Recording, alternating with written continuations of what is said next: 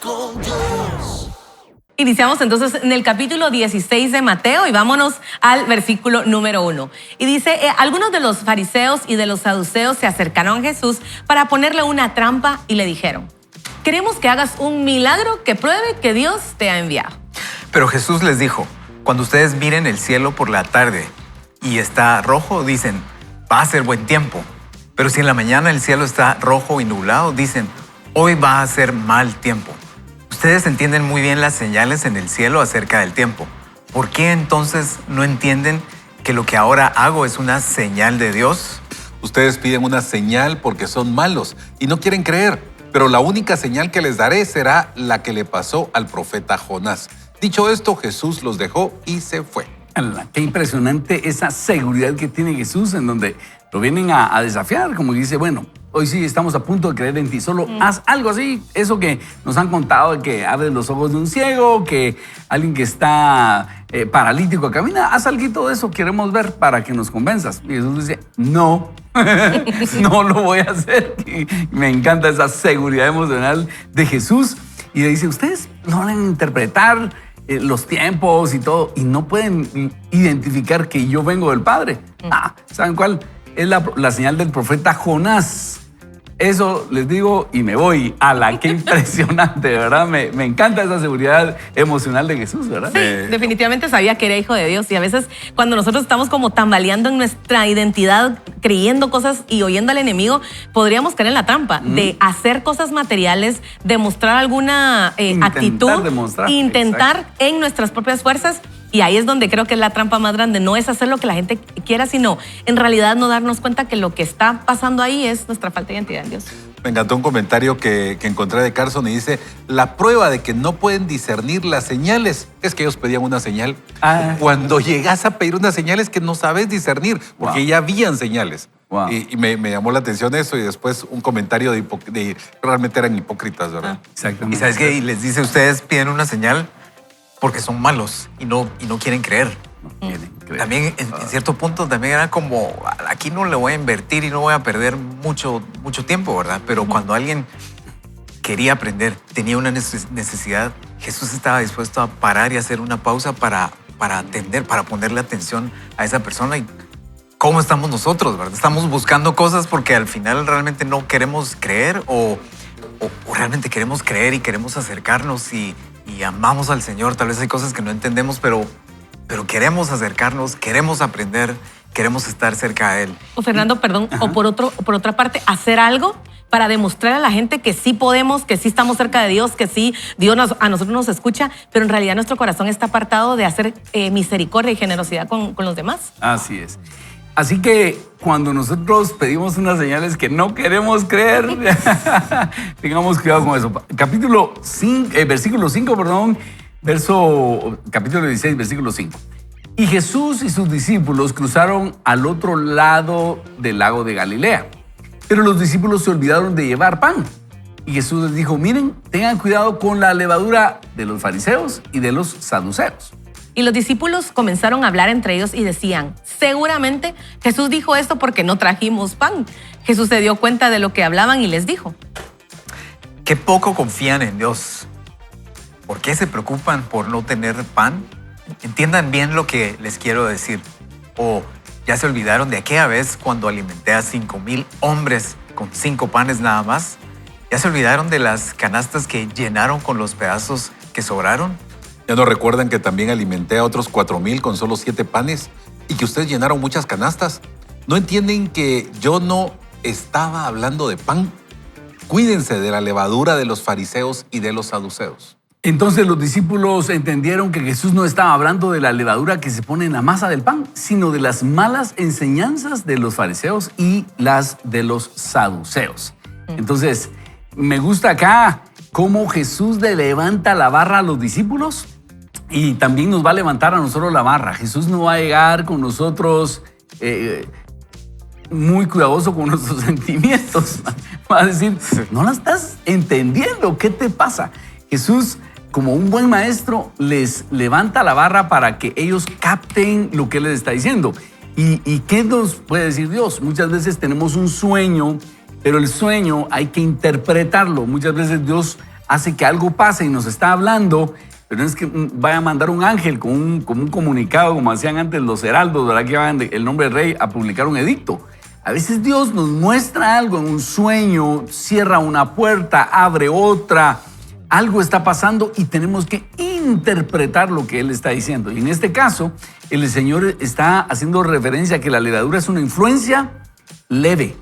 Es una influencia leve que muchas veces tomamos y en este caso eran los fariseos y los saduceos que pueden envenenar nuestro concepto de Dios. Pero nosotros tenemos que buscar la buena levadura que es el reino de Dios y exponernos a la buena influencia de la palabra del Señor. Y a mí me encanta, Ronnie, porque es como este buen maestro que usted está diciendo, queriéndolo subir de nivel, a una madurez mayor. Y les dicen, observen, vean. No les estoy hablando del pan. Si ya multipliqué el pan, no creen que voy a multiplicar pan para nosotros que estamos acá, que somos pocos. Entonces, vean, observen en esa madurez espiritual. Vayan a otro nivel espiritual. Leamos la palabra y que no sea como, sino ahora lo que Dios quiere es, ok, ya leí la Biblia, ahora voy a preguntarle, Dios, ¿qué me quieres hablar a través de este versículo? Podríamos decir, ahorita que estamos en este plan afilando la espada, no, es que Mateo yo ya lo leí, pero para esta temporada que estás viviendo, para esto que estás viviendo, ¿hacia dónde te quiere llevar Dios en este nuevo nivel de madurez? Exactamente. Me encanta lo que estás hablando, Carol, porque me lleva, para mí yo encuentro, Ronnie decía algo al inicio, que Dios me está hablando. Y yo quisiera tomar 3 cosas de este pasaje. Primero, a veces somos ignorantes, y quiero decirlo de esta manera, no logramos entender que Dios utiliza cosas de nuestra vida diaria para hablarnos. No, claro, quisiéramos que apareciera un ángel y nos hablara, vengo de parte, pero Dios utiliza cosas cotidianas para que entendamos. Y Él estaba hablando y les decía, miren la levadura, era algo que ellos conocían y Dios nos va a hablar a nosotros en cosas que nosotros entendemos. Entonces yo digo, tenemos que aprender, o yo lo hablo para mí, tengo que aprender eso. Número 2, a veces somos incrédulos. Se nos olvida lo que Dios ya hizo. Y ahí quiero hablar de ignorancia y somos olvidadizos. Dios ya hizo muchos milagros con nosotros y se nos olvida. Ellos estaban preocupados por el suministro de pan. Y Dios ya había multiplicado, se les había olvidado. Entonces muchas veces nos pasa a nosotros, o me pasa a mí, se me olvida que Dios ya me rescató, que Dios ya hizo un milagro antes. Si ya lo hizo antes, ¿cómo no lo va a volver a hacer otra vez? ¿Y cuántas veces nos volvemos a preocupar por el pan, verdad? Por el sustento diario. Y dicen, no, hombre, ya dejemos eso. En la base ya te voy a sostener. Vamos a otros. Ese es nivel preprimaria. Exactamente. Así es, porque qué rico es saber que podemos llegar con Dios cuando tenemos necesidad, pero probablemente hay algo más importante pasando en nuestra vida, en nuestro ambiente. Y como que Dios quisiera decirnos, date cuenta que ahí tenés la oportunidad de hacer la diferencia en esto. Date cuenta que esto es lo que estoy haciendo. Ahora, la única forma que nos vamos a dar cuenta de percatar es como estando más conectados con Dios, ¿verdad? Y que nuestra oración no sea solo, Señor, dame y necesito. Puede haber un lugar para eso, pero Señor, ¿qué quieres que haga, verdad? Entender y percibir lo que para Dios es bien importante en ese momento y que nosotros tenemos la oportunidad de ser parte de eso.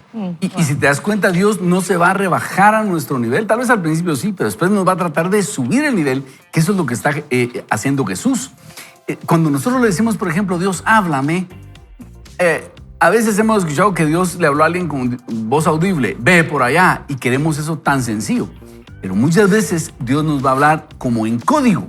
Diciendo, quiero que aprendas mi código. Es como cuando una pareja de esposos ya saben, una miradita, ya saben qué van a hacer. Algo así quiere Dios con nosotros. Exactamente. A veces no entienden. A veces están No hablemos de eso, por favor. Pero les voy a contar algo que ya se los he contado algunas veces, pero en cierto momento yo estaba pidiendo al Señor, íbamos a hacer un viaje y tenía que hacer una visa para un país y la pregunta era si era una entrada o 2 entradas y yo no sabía ni qué decir ustedes. Entonces oré, le digo, Señor, ¿una entrada o 2 entradas? Y el Señor me da Mateo 24:30. Lo voy a leer y hubiera querido que dijera algo de una entrada. Pero decía, y aquí aparecerá en el cielo la señal del Hijo del Hombre y todo ojo le verá y lamentarán todas las tribus de la tierra al ver al Hijo del Hombre. Y yo dije, hoy no estoy sintonizado. Y volví a orar, Padre, dame por favor la respuesta. 1 entrada o 2 entradas. Y lo otro que siento en mi corazón y mi espíritu es, ya te dije. Y lo vuelvo a leer Y no entendía, así como los discípulos, todavía no entiendes, ¿verdad? Y el Señor, no te voy a dar otro pasaje ahí. Pensá, te quiero levantar.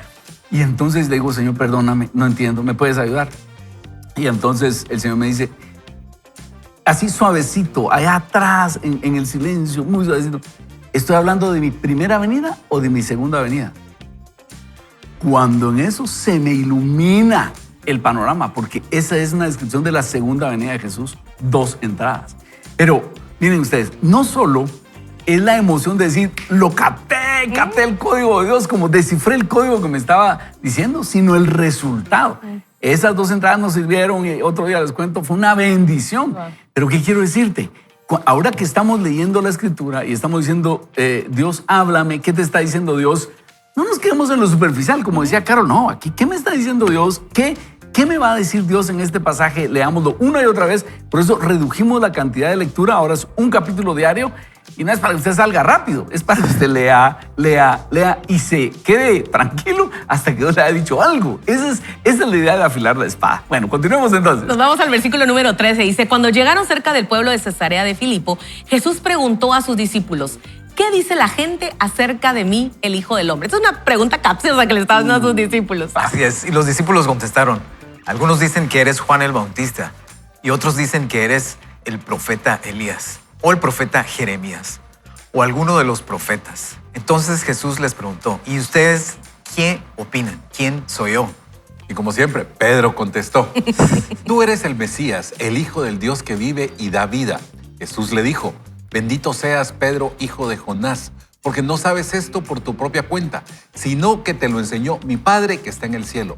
Por eso te llamaré Pedro, que quiere decir piedra, y sobre esta piedra construiré mi iglesia, y la muerte no podrá destruirla.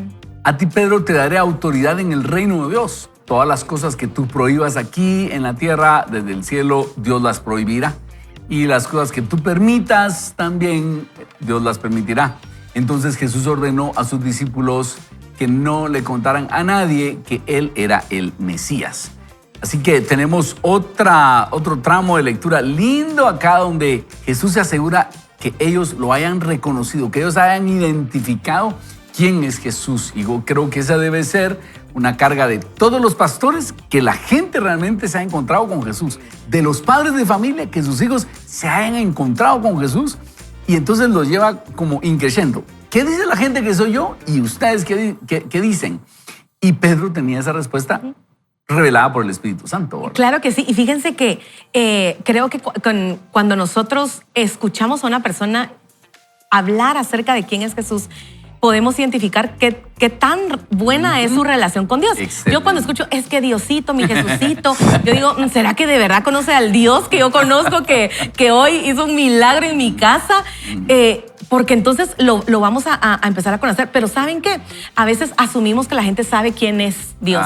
Y no le tratamos nosotros con nuestras experiencias de vida, decirle, Dios es así, Dios te puede sacar de donde estás. Ahora, te vamos a conducir a la palabra. Y eso es lo que nosotros hacemos cada día con Dios. Nosotros, queridos amigos, las 4 personas que usted ve acá, solo lo vamos a inspirar, lo vamos a motivar, le vamos a tal vez a modelar lo que nosotros hemos aprendido en la presencia de Dios.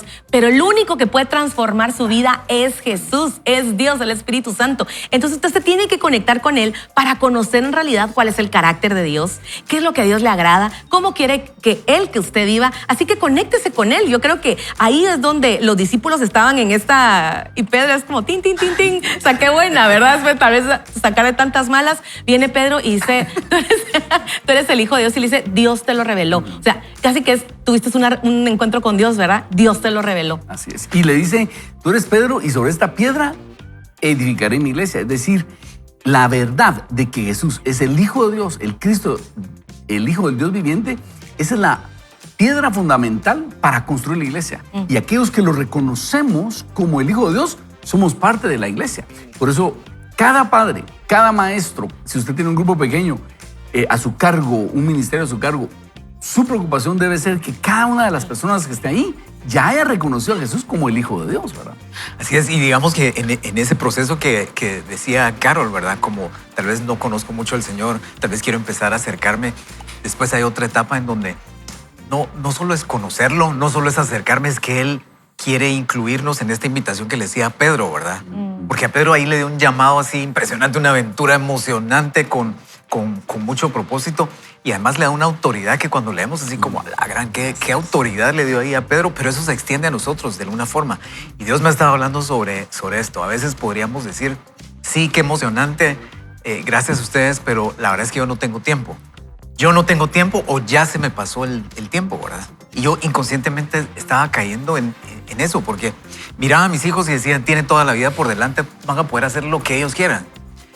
Pero tal vez en el fondo yo sentía que todavía me quedaban años y podía hacer cosas, pero no exactamente como ellos.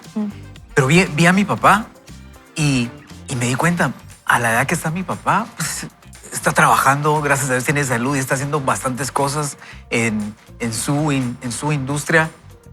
De hecho, él es escritor y de mi edad, a la edad que él tiene, ha escrito 16 libros.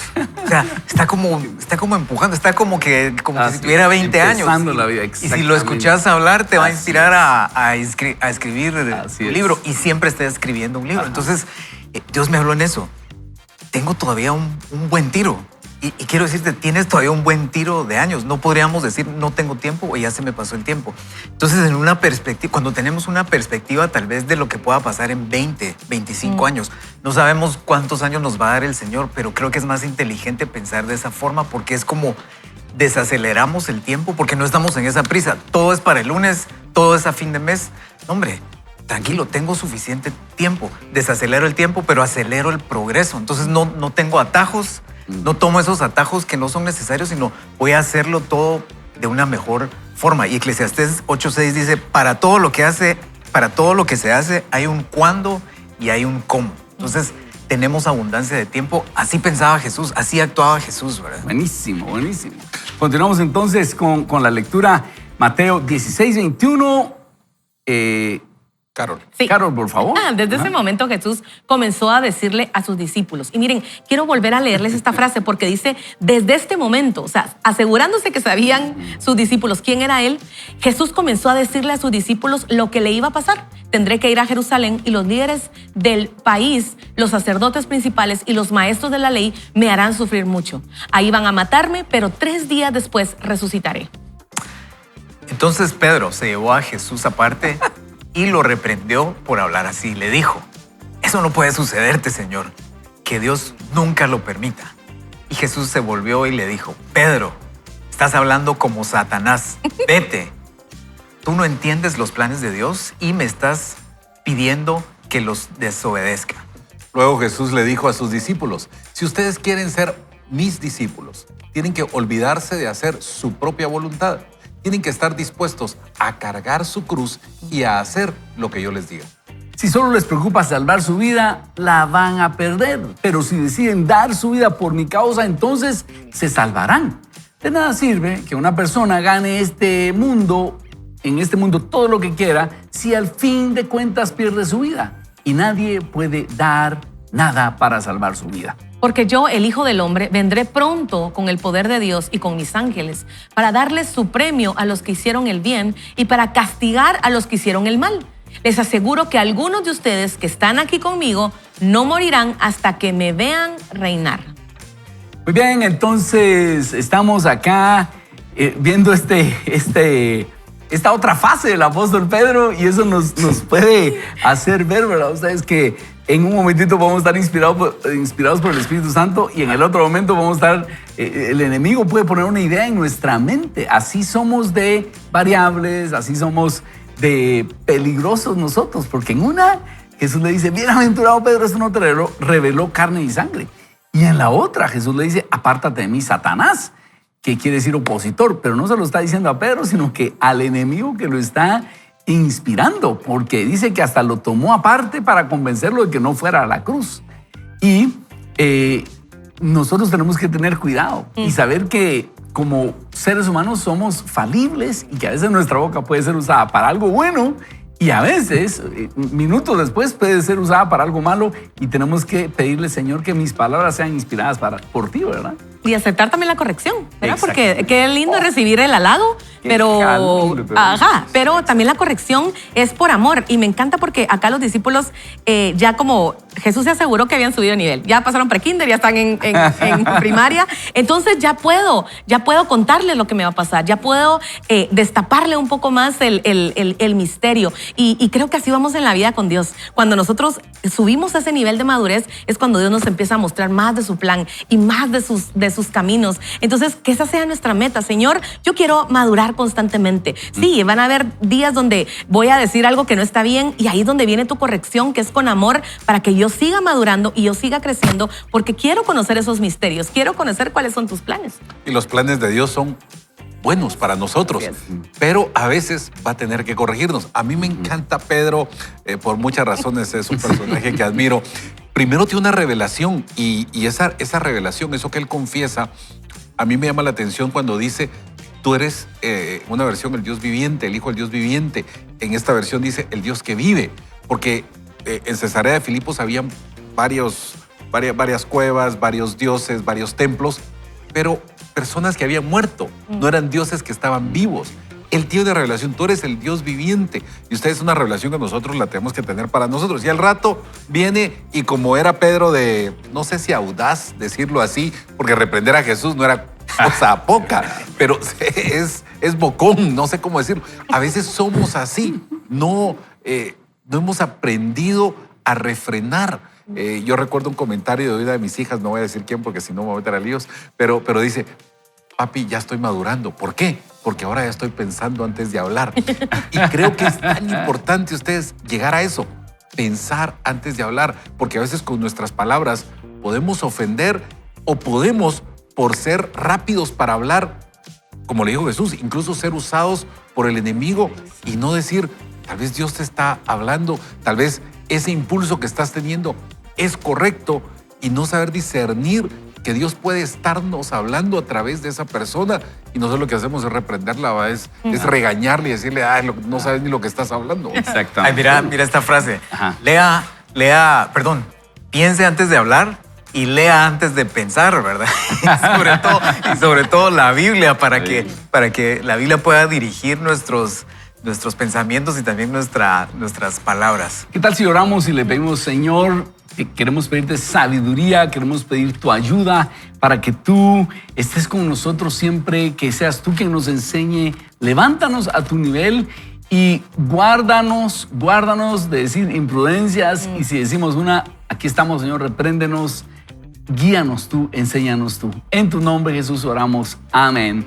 Amén. Queremos una breve pausa y regresamos, así que no se pierda, vaya con Dios.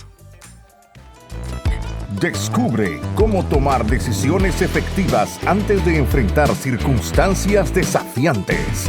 Con la sabiduría de Dios, avanza. Sé predecidido. Y entonces iniciamos con la lectura y nos dice Craig Rochelle, las personas generosas planean ser generosas. Estás viendo la televisión por la noche y sale un anuncio para ayudar a perritos hambrientos y dices, no, esto no puede ser. Tenemos que ayudar a esos perros. Así que envías algo de dinero. ¿Es eso generosidad? No. Eso no es generosidad. Eso es dar. Para ser claros, dar es bueno.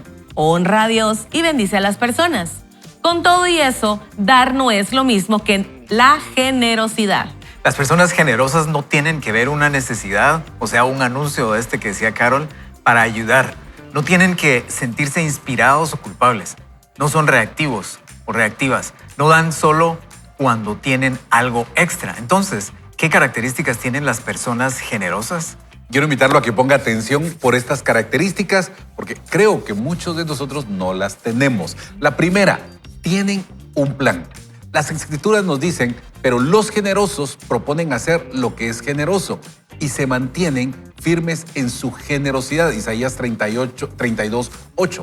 Las personas generosas planifican su generosidad y se mantienen firmes. Saben que es más dichoso dar que recibir. Planifican su generosidad, elaboran estrategias para dar. Le preguntan a Dios estas cosas. ¿Cómo puedo dar más? ¿Dónde puedo causar un mayor impacto? ¿A quién puedo bendecir? ¿Cómo maximizo lo que me has dado? La generosidad no es espontánea ni fortuita, ni está impulsada por las emociones. Es intencional y estratégica, y está impulsada por el deseo de honrar a Dios y vivir el tipo de vida que Él bendice. Las personas generosas tienen un plan. Hagamos una pausita ahí. Yo solo quiero hacer referencia a este pasaje que citó Craig Groeschel, Isaías 32, que en este contexto deberíamos leer todo el capítulo 32 de Isaías, porque al principio está hablando de un buen líder y luego pasa a hacer un contraste entre el ruin, el hombre ruin, y el hombre bueno. Y el ruin dice que es el que acapara, que deja a las personas sin nada. Ese es un malvado, aquel que roba a los demás las oportunidades, roba literalmente y roba las oportunidades y deja, dice, al alma hambrienta y sedienta. O sea, ¿qué me importan los demás? Yo voy a acaparar todo lo que pueda. Ahora, dice aquí el verso 38, pero el generoso pensará generosidades y por generosidades será exaltado. Aquí dice, y se mantienen firmes en su generosidad, en NTV, que citó Craig Groeschel. Pero en Reina Valera dice, y por esas generosidades será exaltado. Y es una de las razones por las cuales nosotros deberíamos ser generosos, porque dice la Escritura, el que da al pobre a Jehová presta. Cuando nosotros somos generosos tenemos el favor de Dios, y esta promesa es que por esa generosidad vamos a ser exaltados. Es decir, Dios va a estar con nosotros en medio de situaciones complicadas. Cuando renunciamos a ser el ruin, que quiere acaparar todo y que le importan los demás, y nos ponemos en modo generoso, que no es un dar espontáneo, como dice aquí Craig Groeschel, sino obedece a un plan. Claro que sí. Y la característica número 2 de una persona generosa es que tiene una promesa. En todas las partes se nos dice que no pongamos a prueba a Dios, pero en Malaquías 3:10 Dios nos anima a hacerlo. Y dice, traigan todo el diezmo al alfolí para que haya alimento en mi casa y pónganme ahora a prueba en esto. Dice el Señor de los ejércitos, si no les abro las ventanas de los cielos y derramo para ustedes bendición hasta que sobreabunde. Dios promete que nos proveerá si lo ponemos a Él en primer lugar. La tercera característica es, tienen clara la prioridad. Las personas generosas ponen primero a Dios. Eso requiere fe. No se necesita fe para darle a Dios lo que te sobra. La recogida de la ofrenda está llegando. Veamos cuánto tengo en mi billetera. Tengo $20 o 20 quetzales. Sí, puedo darlos. Eso no es generosidad porque no está planeado y no requiere fe. Lo que requiere fe es darle a Dios el primer 10%. ¿Cómo le damos el primer 10%? Utilizamos nuestra fe y nos aseguramos de que no es lo que nos sobra. Cuando te pagan, el diezmo es la primera transacción financiera que haces, no la última. Si esperamos hasta lo último, miraremos cuánto sobra y entonces el 10 rápidamente se va a convertir en 5 o en 3 o en 1 o en nada. Es por eso que darle primero a Dios es una parte tan crucial de tu decisión de ser generoso. Cuando decides de antemano poner primero a Dios en tus finanzas, Él promete abrir las compuertas y derramar bendiciones sobre ti. Y afortunadamente lo que Dios provee es mucho más grande y mucho mejor que solo bendiciones monetarias. Sus bendiciones pueden ser económicas o no, pero Dios es el dador supremo y nos asegura que se mostrará fiel. Como Jesús dijo, es más dichoso dar que recibir. Hagamos una pequeña pausa ahí, porque estas dos secciones, el hecho de tener una promesa y tener clara la prioridad, son importantes, porque Él lo que nos está diciendo es, ese dar espontáneo, eso no es ser generoso, eso es moverse uno en un momento complicado. El generoso tiene un plan, el generoso ha predecidido dar, eso es lo que está diciendo aquí Craig Groeschel. Y porque si no, dar un billete grande, digamos, aquí en Guatemala podría ser dar 100 quetzales, ¿verdad? Como que equivale a esos $20, ¿verdad? Es un billete bonito, ¿verdad? Eso podría ser como, qué generoso soy. Pero ¿qué es eso que di comparado con lo que Dios me bendice? Es por eso que cuando damos porcentualmente, es cuando hemos predecidido dar. Y a veces me ha pasado a mí, no sé cómo les va a ustedes, que uno, cuando no tiene el dinero, uno promete y dice, Señor, si me bendices, voy a hacer tal cosa. Una vez entra, una no lo quiere soltar, pero es que nos pasa ese efecto de Ananías y Zafira, porque el dinero tiene ese poder de engancharnos. Y es por eso que tenemos que predecidir. Y yo lo que me he dado cuenta es que ahora cuando yo diezmo, y ya me acostumbré a hacerlo así como dice querido Shell, la primera transferencia es ahora que doy es mi diezmo. Lo que me he dado cuenta es que, o lo que pienso ahora es, ahora puedo dar porque Dios me bendijo. O sea, no es cosa de pensar, esto es mío y se lo tengo que dar a Dios. Es al revés. De lo que Dios me dio, voy a darle porque Él fue mi proveedor. Y cambia la perspectiva, ¿verdad? Así es. Y algo que mencionábamos al inicio es que es difícil ver en dónde está la línea, ¿verdad? En dónde sí soy generoso, en dónde soy un poquito generoso y en dónde ya no soy, soy egoísta, ¿verdad? Es difícil. Y creo que lo que nos hace ver aquí es que cuando hay generosidad, es tanta la generosidad, digamos, que vamos a predecidir ciertas cosas, ¿verdad? Ajá. Ahora, cuando salta algo, cuando sucede algo, también puede ser tanto nuestra generosidad que nos mueve a hacer algo. Tal vez planificado porque queremos estar ayudando ahí por cierto tiempo, o tal vez puede ser del momento, ¿verdad? Como no se sienta tampoco mal de dar en un momento que salta así y no estaba planificado, pero creo que lo importante es que qué grado de generosidad tenemos que vamos a planificar y a predecidir ciertas cosas estructuradamente en nuestro diezmo, en lo que le damos al Señor, en ayudar a otras personas. Sí, excelente. Y tenemos clara la prioridad. Me encanta porque Craig Groeschel dice, las personas generosas ponen primero a Dios. Eso requiere fe. Ponerlo a Dios de último no requiere fe en realidad, porque si te vas ahora, entonces de esto te voy a dar. No requirió fe, pero a mí me recordó la historia de la viuda de Sarepta. Si usted no ha oído la viuda de Sarepta, vaya a Primera de Reyes. Ahí está esa historia que es fenomenal. Pero es de una viuda que solo tenía un poco de harina y un poco de aceite. Y dice que ella iba a hacer un último pan, le iba a dar de comer a su hijo y se iban a dejar morir porque no tenían para más. Y llega el profeta y le dice, ¿sabes qué? Hazme primero comer a mí. Y yo digo, pero ¿por qué? ¿En qué mundo tan descabellado este profeta dice esto? Pero creo que estaba haciendo esta analogía del diezmo. Porque nosotros decimos, Señor, ¿pero por qué te tengo que dar primero a ti si tú sabes la necesidad que estoy pasando? Porque Él quiere elevar tu nivel de fe. Para que tú primero le des a Él va a bendecir con lo que tú te quedes. Y en tu mente podría decir, con lo poco, con lo que yo me quedo y lo mucho que te estoy dando a Dios, pero vas a ver cómo eso va a ser bendecido. Y eso es lo que esta viuda experimentó. Y entonces el profeta le dice, ve y busca todas las tinajas que tú puedas. Y entonces esta mujer fue a buscar tinajas, fue a prestar tinajas y le dice, no va a faltar la harina y el aceite. Y esta mujer tuvo en abundancia. Eso es lo que sucede con nuestro diezmo. Y tal vez no te vaya a dar una maleta de dinero cada fin de mes, pero vas a tener la bendición que cada fin de mes vas a tener la oportunidad de volver a ser obediente, volver a tener fe y volver a diezmar. Tal vez es el milagro que Dios quiere hacer en tu vida. Me gusta como esta característica la pone el autor porque dice una característica, una promesa. Y nos gustan las promesas, ¿ya? Pero cuando son promesas que nos tocan el bolsillo, no mucho nos gusta. Sí, Señor, abre las ventanas de los cielos, toca a la persona que está ahí y nos gustan un montón de promesas. Pero esta promesa dice, traigan el diezmo al alfolí para que haya alimento en mi casa. ¿Cuál es la casa del Señor? Es la iglesia. Entonces trae los diezmos a la iglesia. Pero dice, y pónganme a prueba en esto, si yo no les abro las ventanas de los cielos, derramo para ustedes bendición hasta que sobreabunde.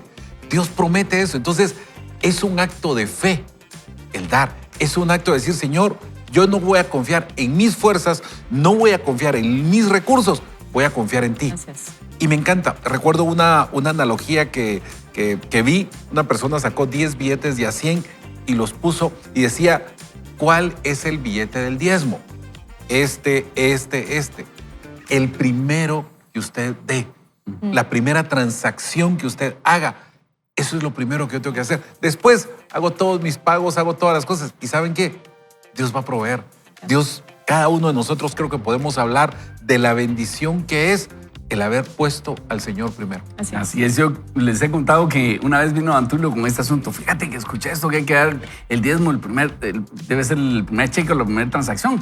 Yo dije, eso es una táctica de pastor que no quiere que la gente se gaste el diezmo en otra cosa. Y yo, porque yo soy crítico de todo eso, yo realmente, y no les pido a la gente de mi congregación algo que yo no estoy dispuesto a hacer. Y entonces, déjame pensarlo. Dije, Antulio, como es tan entusiasta, ¿verdad? Y entonces él me dijo, pues yo lo voy a hacer. Dale, le dije. El otro día salgo a orar y el Señor me dice, es que a mí me gusta lo primero. Me dice, fui el primer hijo. Nací, fui sepultado en un sepulcro que nadie había utilizado. Resucité el primer día de la semana y me demostró otras cosas donde Jesús fue el primero. Entró en Jerusalén en un burrito que nadie había utilizado. Y el Señor me dice, a mí me gusta lo primero. Y entendí que dar lo primero es como una honra al Señor. Es como cuando hay un cumpleaños y el primer trozo de pastel es para el cumpleañero. Es como una honra. Eso es dárselo al Señor primero. Y detrás de eso viene esa bendición de Dios, porque entonces Él es nuestro proveedor. Por eso les dice Jesús a los discípulos, ¿por qué no trajeron pan? Están preocupados ustedes. Pero no se dan cuenta que yo multipliqué panes allá con la multitud. No es eso lo que les estoy hablando. Cuando nosotros ponemos al Señor primero, Él es nuestro proveedor en todo. Bueno, sigamos leyendo porque si no nos vamos a atrasar mucho. Característica 4, Carol. Sí, de los generosos entienden el giro del dinero. Si hacen los cambios necesarios con el fin de poner a Dios en primer lugar, decidiendo vivir según su plan para la generosidad, cambiarás el ciclo. ¿Cuál es el ciclo típico? Gastar todo o más de lo que ganamos, estar apretados financieramente, vivir de cheque en cheque y preocuparnos más y más. Es hora de romper ese ciclo. Cuando ponemos a Dios en primer lugar, decidiendo de antemano darle a Él primero, creamos un ciclo diferente. Decidimos confiar en Dios, así que le devolvemos nuestro primer 10%, le damos a Dios lo primero y lo mejor. Confiamos en que Dios bendecirá el resto. El ciclo de la fe cambia tu vida y te permite cambiar el mundo. Característica número 5. Redondean por exceso. Escucha esto. Hace años fui a un restaurante y la mesera no fue amable. Cuando digo que no fue amable, quiero decir que no fue nada amable. Cuando llegó el momento de pagar la cuenta, sentí que el espíritu me impulsaba a redondear la propina y bendecirla. No era una cantidad enorme, pero seguí esa dirección y le di una propina más grande que de costumbre. Pagué, me fui y me olvidé del asunto. Un tiempo después, un amigo de la iglesia me contó que había conocido a una mesera que me había atendido en un restaurante. Esta mesera reconoció que no había sido amable conmigo porque sabía quién era yo. Lo reconoció como pastor, ¿verdad? Y no le caemos bien a todo el mundo. Y no le gustaba ni Dios ni nuestra iglesia. Ella hizo un mal trabajo intencionalmente. Así que cuando vio que le di una gran propina, se sintió confundida. Dijo que le ablandó el corazón que yo la bendijera a pesar de su mala educación. Poco después, algunas cosas dolorosas ocurrieron en su vida. Dolida pensó, bueno, supongo que podría intentar ir a esa iglesia. Lo hizo y su vida cambió. Y todo comenzó con un pequeño y simple redondeo de una cantidad de dinero. Y escucha esto, la segunda decisión previa que toman las personas generosas es redondear por exceso. Las personas generosas predeciden redondear porque ser generosas no es solo algo que hacen, es lo que son. Había un caballero en nuestra iglesia que daba su diezmo. Él adoraba a Dios dándole el primer 10% de sus ingresos, pero escuchó algunas enseñanzas sobre la generosidad y pensó, ¿por qué paré en el 10%? Podría dar más, así que decidió redondear dando el 15% de sus ingresos en lugar del 10%. Dios lo había bendecido y quería hacer una bendición. A la semana siguiente asistió a nuestro servicio religioso del sábado por la noche, que estaba dirigido por una líder de alabanza invitada llamada Mindy. Después de llegar a casa, lo asaltó el pensamiento. Se supone que debo darle a esa señora que dirigió el servicio esta noche, y sintió como si Dios viniera en esto. Volvió a la iglesia al día siguiente y le entregó a un pastor un sobre lleno de dinero en efectivo, explicándole que sentía que había escuchado a Dios y necesitaba darle el dinero a la adoradora de la noche anterior. Lo que no sabía era que el esposo de Mindy, Bryce, padecía de una enfermedad sanguínea muy rara. Debido a esto, Mindy le dedicaba toda su atención y no podía trabajar a tiempo completo. Ellos tenían varios hijos. El fin de semana en que ella dirigió el culto, su familia pasaba por un momento muy difícil. Bryce estaba a punto de recibir un trasplante de células madre. Cuando Mindy y Bryce recibieron el dinero, lloraron. Esta fue una confirmación directa, inmediata y personal de que Dios vio su dolor y se preocupó por su necesidad. Dios amaba tanto a esa familia que incitó a un completo desconocido a dar lo que parecía un regalo extravagante al azar. Dios satisfizo su necesidad. Él es tan bueno. Sin embargo, Mindy y Bryce no fueron los únicos bendecidos en ese momento milagroso. Cuando el hombre que había dado el dinero, escuchó la historia sobre su necesidad financiera, se quedó absolutamente asombrado de que Dios le hubiera hablado de una manera tan específica. Él sabía, sin lugar a dudas, de que Dios le había hablado. Lloró de alegría al saber que el Señor lo había utilizado para cambiar la vida de alguien. Y eso sucedió porque fue generoso, porque tenía un plan y redondeó por exceso. Así que queremos invitarlo, amigo, amiga, a que probemos esto de la generosidad. A mí me ha sucedido, más adelante creo que va a contar Craig Groeschel, que él no es generoso por naturaleza y ese soy yo. A mí no, eso no me nace. Y de hecho, cuando Dios me pone a veces a dar alguna ofrenda o a ayudar a alguien, yo le pido doble confirmación tipo los fariseos, ¿verdad? Haz una señal para que te creamos. Por eso me habló el Señor aquí en este pasaje de la lectura. Hoy, pero cuando lo he hecho, me doy cuenta, y sí tengo un plan para dar, y por eso también ayudo a algunas organizaciones, además de mis diezmos, ayudo a algunas organizaciones porque quiero tener el gozo de decir, no pasé por esta vida solo acumulando o solo gastándolo en mí, sino que ayudando a otras personas. Pero dentro de eso, cuando voy y doy algo extra, así como sorprender a alguien, se siente tan rico. Por ejemplo, hay una señora vendiendo dulces y usted ve que tiene necesidad y usted le paga con un billete y le dice, un billete así, bueno, ¿verdad? Y ella le dice, es que no tengo vuelto, quédeselo. Esa cara de decir, no puede ser que me va a dejar todo ese dinero, eso es lindísimo. Así que, como dice Jesús, más bienaventurada cosa es dar que recibir, ¿verdad? Yo pensaba en esta señora, Mindy, con la necesidad que ella tenía. ¿Qué hubiera pasado si este hombre no decide hacer lo que Dios le había puesto en su corazón? ¿Ella se hubiera quedado sin esa bendición? Yo creo personalmente que no. Dios hubiera utilizado a otra persona. Para mí el reto es, si Dios toca nuestro corazón y yo no hago caso, yo pierdo la oportunidad de ser un canal de bendición. Y Dios constantemente pone buenas obras de antemano para que caminemos en ellas. Yo quiero animarte a ser sensible. Yo estos días he estado siendo retado a ser sensible. Pasó una situación la semana pasada donde mi esposa fue más sensible que yo. Comentábamos sobre la generosidad este miércoles en el grupo Pequeño Saludable, el GPS que tenemos con hombres, y un amigo decía, sí, mi esposa también se dio cuenta y yo ni me di cuenta. Y creo que nos puede pasar. Podemos perder esas oportunidades de ser canales nosotros de bendición, de ser usados por Dios. Y a veces va a ser un sacrificio, pero ese sacrificio no va a ser nada comparado con lo que nosotros podemos bendecir a otra persona.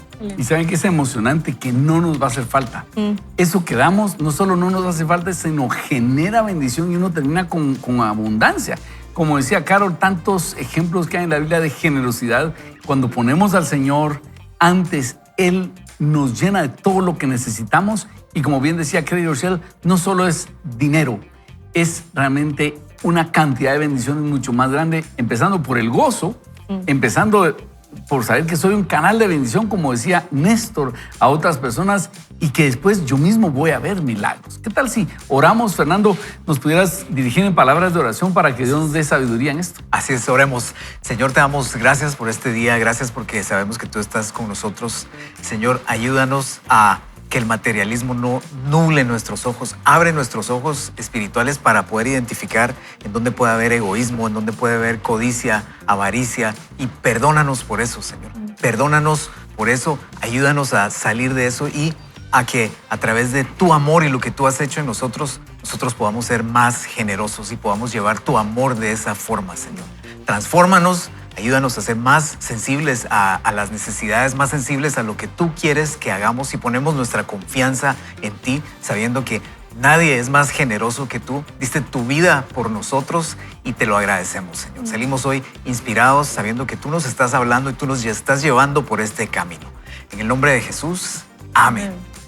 Amén. Así que Estamos hablando de generosidad. Si usted aguantó el programa de ayer con Ricky Marroquín y Asdrúbal Hernández hablando de generosidad y regresó, Dios lo bendiga. Usted es un hombre, una mujer de Dios, que ayer estuvo desafiante Sí. y hoy también está así. Todos estamos siendo desafiados. Pero ¿sabe qué? Recordemos lo que dijo Jesús. Más bienaventurado es dar que recibir.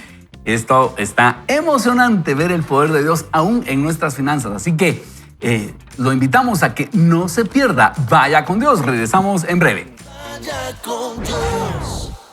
Y nos dice, mantente firme en la generosidad. No solo es en diciembre, como dice Néstor, ¿verdad? Que de verdad, los asilos, los orfanatos, a veces tengo amigos que trabajan ahí y nos dicen, los niños hasta se empachan de tantos dulces, tantos pasteles que les llevan, pero de enero a noviembre padecemos con esto. Así que necesitamos ser constantes en nuestra generosidad. Si te cuesta imaginarte a ti mismo viviendo con generosidad, lo comprendo.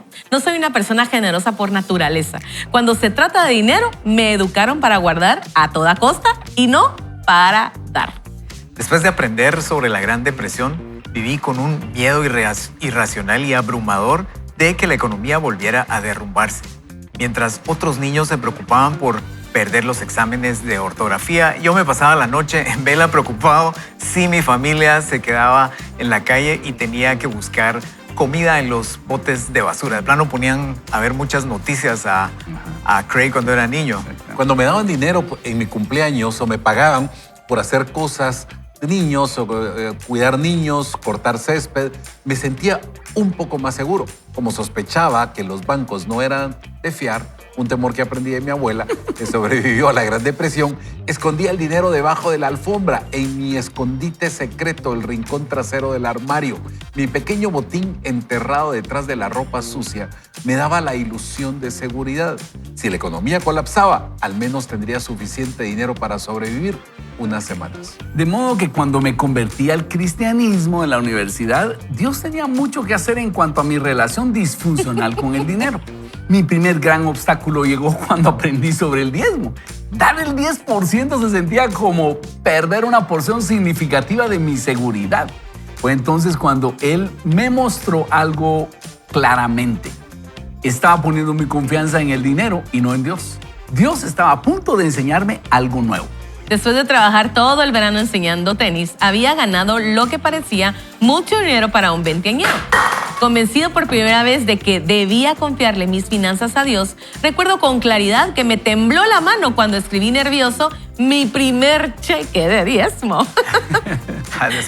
Después de adorar y honrar a Dios con mi primer diezmo, me sorprendió sentir una paz inexplicable en mi corazón que el dinero no podía comprar. Y tal como lo había prometido, Dios demostró su fidelidad proveyéndome de una manera que podía solo provenir de Él. 36 años después nunca he dejado de diezmar. Sin embargo, quiero ser honesto y decirte que superar mi mentalidad de miedo con respecto al dinero ha sido extremadamente difícil. Mirando hacia atrás, ahora me doy cuenta de que mi problema no estaba relacionado con el dinero. Mi problema era un problema espiritual. Estaba confiando en lo que podía ver en lugar de confiar en lo que Dios había dicho. A medida que he confiado en Dios y he dado generosamente, he descubierto que lo que Jesús promete es más cierto de lo que jamás hubiera imaginado. He aprendido la verdad detrás de los versículos como Mateo 7:24, donde Jesús dice, por tanto, cualquiera que oye estas palabras mías y las pone en práctica, será semejante a un hombre sabio que edificó su casa sobre la roca. Realmente es más dichoso dar que recibir. Al poco tiempo empecé a redondear por exceso dando algunas ofrendas además de mi diezmo. Luego me casé con Amy y ella era más generosa por naturaleza. Cuando estábamos comenzando, utilizamos el sistema de sobres para presupuestar nuestro dinero. Al principio de cada mes poníamos el dinero para comprar alimentos en un sobre, el dinero para la gasolina en otro y el dinero para imprevistos en otro. Teníamos un sobre para cada gasto. Un mes, cuando aún nos faltaban 10 días para cobrar, fuimos a la tienda de comestibles con solo $70. Estábamos comprando en el pasillo de los cereales cuando vimos a una señora con 4 niños pequeños que obviamente estaba atravesando un tiempo muy difícil. De repente sentí que debíamos darle el dinero de la compra sabiendo que necesitábamos comida, intenté deshacerme de esa sensación. Fue entonces cuando Amy me miró. Luego a la madre soltera y preguntó, ¿estás pensando lo mismo que yo? Sí, pero me niego. Me acerqué a la mujer, dice el autor. Señora, le dije, haciendo todo lo posible para que no resultara incómodo. Yo realmente siento que, no puedo explicarlo, pero bueno, siento que se supone que debemos darle esto, le dije. Le di el resto del dinero para la comida de nuestro mes. Cuando le dimos el dinero, intentó negarse, insistimos, comenzó a llorar, nos abrazó, lloró más. Dios utilizó nuestro pequeño regalo para bendecirlo. Dios utilizó nuestro pequeño regalo para bendecirnos a nosotros aún más. Cuando llegué a la casa lloré y lloré. Mis lágrimas no eran por ella, eran por mí. ¿Por qué había sido tan egoísta durante tantos años? ¿De cuáles bendiciones me había perdido? Dios estaba haciendo una obra en mí y decidimos no solo diezmar, sino reorientar nuestras vidas en torno a la generosidad. Un par de años después, cuando Amy y yo fundamos Life Church, nos sentimos impulsados por Dios a hacer una donación económica realmente grande. En esencia, Dios nos indujo a redondear. Vaciamos nuestras cuentas corrientes y de ahorros, dando con alegría todo lo que pudimos. Mientras seguimos creciendo en el deseo de ser generosos, iniciamos lo que llamamos Recibe uno y da uno. Todo empezó con las camisetas. Si compras una camiseta nueva, regala una que tengas. Luego añadimos la norma de comprar un par de pantalones y regalar un par de pantalones. De ahí pasamos a los muebles. Obtén una silla, regala una silla. Luego incluimos los electrodomésticos. Obtén un refrigerador, regala un refrigerador.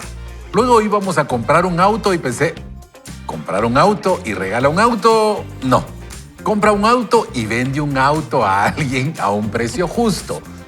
Sentía que era demasiado para regalar, pero Dios obró en mí.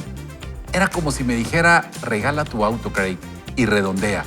Llena el tanque, ponle atención a todos los detalles, entrégaselo a la persona en lugar de que vaya a recogerlo.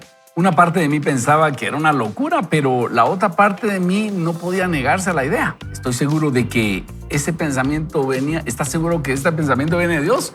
No, pero era seguro que sonaba como que fuera Él. Recuerda, el Señor dice que es más dichoso dar que recibir. He aprendido que Dios es fiel y que el viejo cliché es cierto.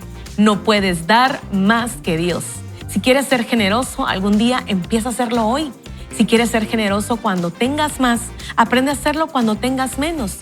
Predecide, seré generoso, porque ser generoso no es solo lo que hacemos, es lo que somos. Y realmente es emocionante leer este párrafo de Craig Groeschel. Yo quiero decirles que me siento muy identificado con Craig Groeschel en muchas de las cosas que él dice. Por ejemplo, esto de que no disfruta tanto el dar, ¿verdad? Dos, pedir esa doble confirmación cuando se trata de dar. Yo una vez le pregunté a un pastor, no me recuerdo quién era, alguien que yo admiraba, y le dije, mira, ¿cómo puedo saber cuando es de Dios? Digamos, si siento un impulso de dar, ¿cómo confirmo si es Dios o no? Y entonces él se quedó callado, no me respondió, y al tiempo me dice, te voy a decir algo, me dijo. Me quedé pensando en lo que me dijiste y si es algo de dar, seguramente es de Dios, porque Satanás no te va a poner a dar algo, me dijo. Eso es algo que viene seguramente de Dios, así que obedece la próxima vez que tengas ese impulso. Y eso me sirvió muchísimo, oír cuando Dios está diciendo, quiero que hagas esto, porque entonces es cuando uno ve milagros. Y yo le quiero contar algo que he visto. A veces yo he dado en mi carne, en mis fuerzas, y no veo la bendición de Dios. Pero cuando Dios dice, quiero que hagas esto, veo la bendición inmediata de Dios, sea dar algo grande o pequeño. Entonces, tenemos que estar atentos y sabe que uno puede ser generoso, pero cuando Dios le dice, quiero que hagas esto, usted va a ver inmediatamente cómo Dios respalda su palabra.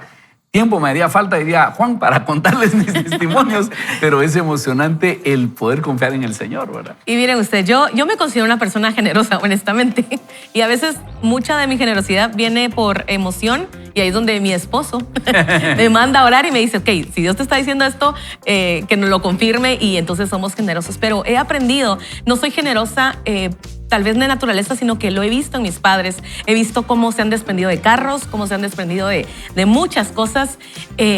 y los vi dar constantemente. Y hoy puedo recibir bendición de eso. Encontrarme gente, como por ejemplo en el cumpleaños de mi mamá, y oír y decirle a mi mamá, criaste a hijas para darnos a nosotros.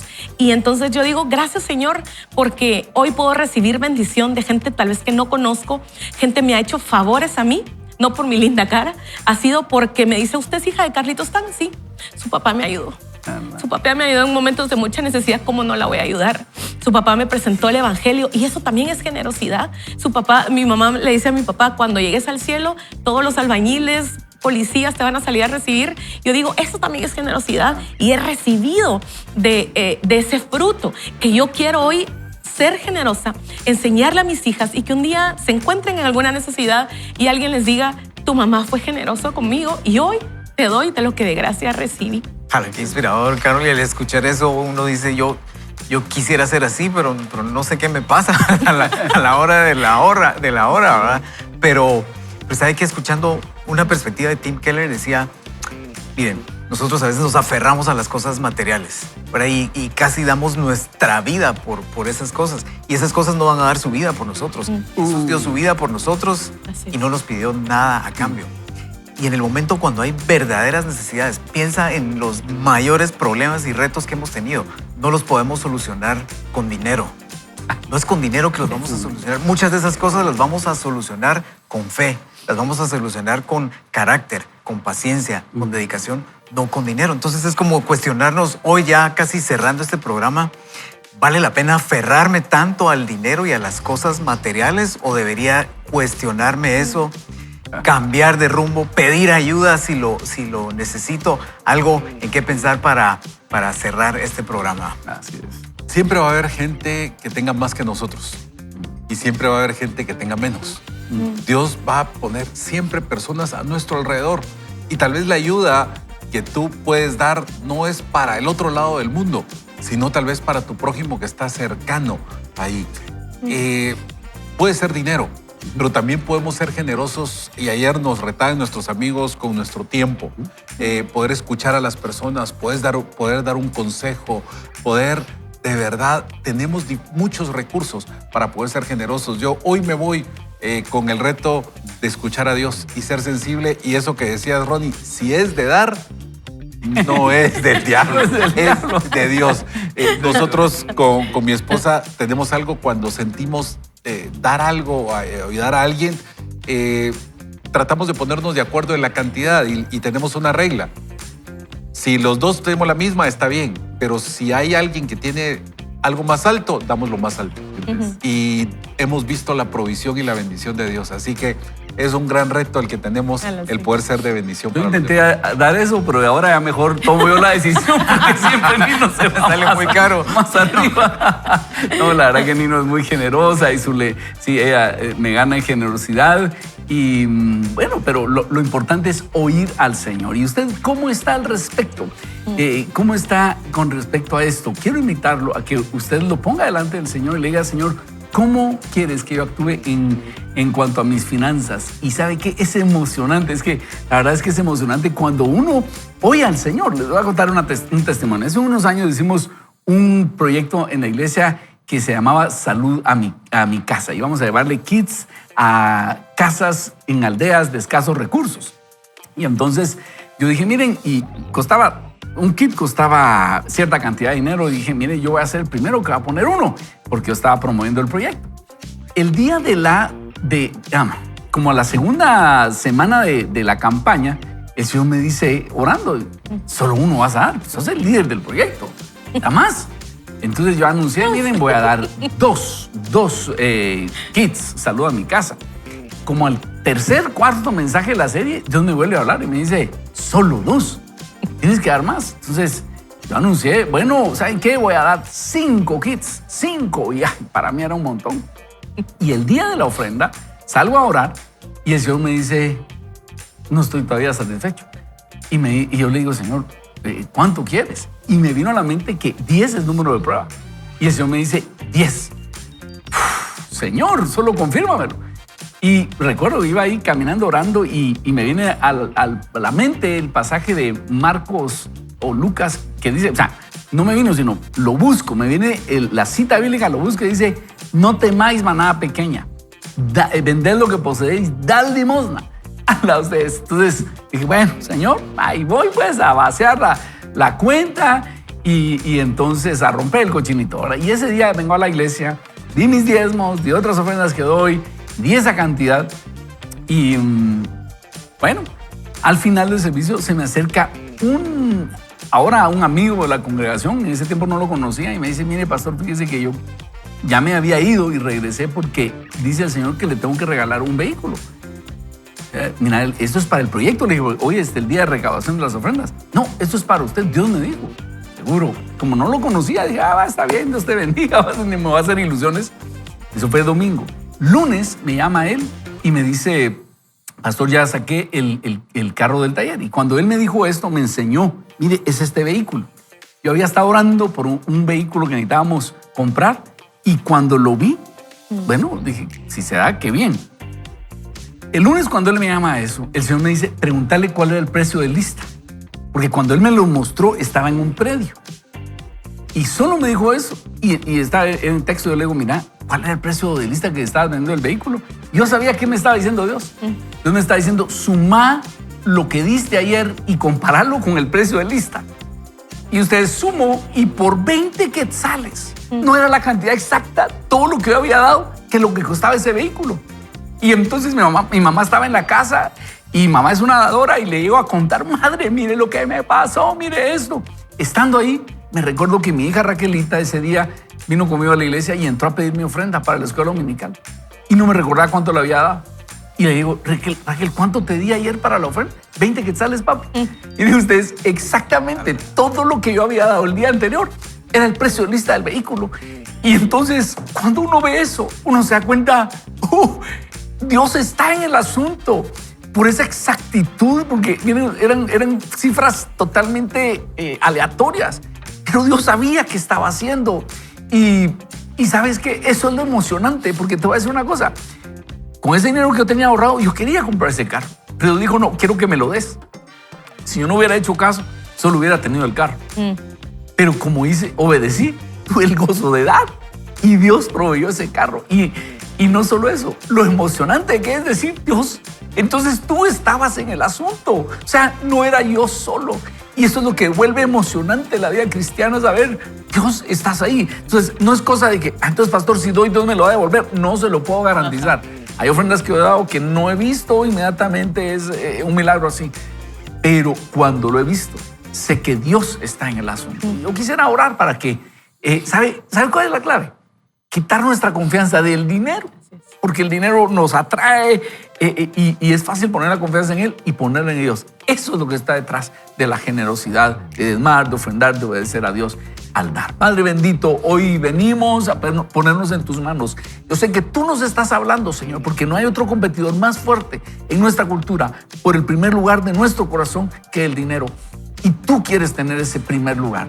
Hoy venimos a pedirte que tú hables a cada uno y que nos muevas de poner nuestra confianza en lo que podemos tocar o las cosas materiales y ponerlas en ti, Señor, para que descubramos que tú tienes un poder más allá de lo que nosotros imaginamos y tú eres nuestro proveedor. Gracias, Dios. En tu nombre oramos. Amén. Amén. Perdón que me emocione, pero realmente recordar eso es tan emocionante y me identifico completamente con lo que dice Craig Rochelle. Y hacemos una breve ronda de despedida. Carol, por favor. Claro que sí. Recuerde asistir este domingo a la iglesia. No pierda esa buena costumbre. Enséñale a su familia a que lo primero de nuestra semana, que es el día domingo, se lo entregamos a Dios. Él bendice el resto de nuestra semana para que hagamos todo lo que tenemos que hacer. Que Dios le bendiga. Y pongamos nuestra confianza en Dios. Él sabe nuestras necesidades. Él tiene cosas más importantes, más emocionantes para nosotros y para nuestra vida. Seamos generosos, gracias por los mensajes, gracias por los testimonios. Dios va a prosperar todo lo que tú hagas y vas a tener el gozo de poder ser vaso de bendición. Así es, y la bendecimos en el nombre del Señor. Si usted está pasando por alguna necesidad económica, oramos para que Dios haga un milagro hoy, en este fin de semana, así como nos contaba Wendy. Hoy oramos por usted para que el Señor haga un milagro en su vida y que usted pueda experimentar que Dios está pendiente aún de esas necesidades. Que Dios lo bendiga, tenga un lindo fin de semana y sobre todo recuerde, no se pierda, vaya con Dios. Bendiciones. Con Dios.